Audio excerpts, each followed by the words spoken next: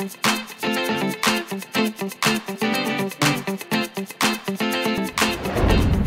teman-teman narasi, welcome to Lesson Learn. Nama gue Raymond, CEO dari Ternak Uang. Di Lesson Learn ini gue pengen cerita tentang kegagalan-kegagalan gue dan mungkin tips-tipsnya untuk teman-teman yang masih muda yang lagi mau merintis karir atau profesional atau entrepreneurship biar nggak terjebak dengan kegagalan ini.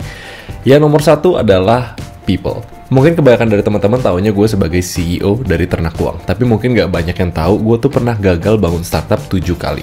Dan dari 7-7-nya, dan juga berdasarkan statistik, banyak banget startup atau bisnis yang gagal karena percekcokan founder atau partner yang tidak tepat.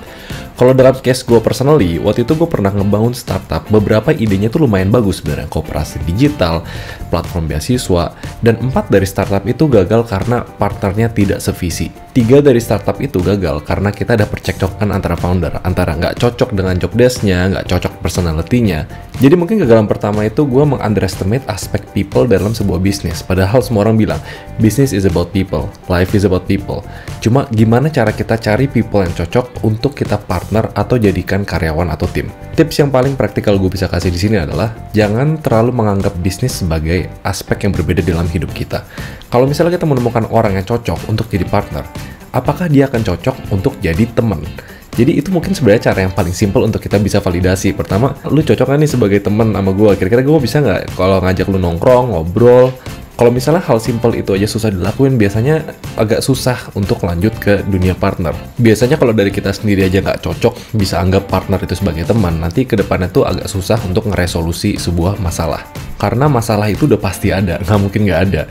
Tinggal gimana cara kita sebagai partner atau sebagai tim, solve masalah-masalah itu ke depannya. Oke, jadi itu poin pertama tentang people. Ingat, banyak banget orang gagal membangun bisnis karena nggak ketemu partner yang cocok atau ada percekcokan antara co-founders. Yang kedua itu sebenarnya lebih early lagi di dalam karir gue pas gue ngebangun agency.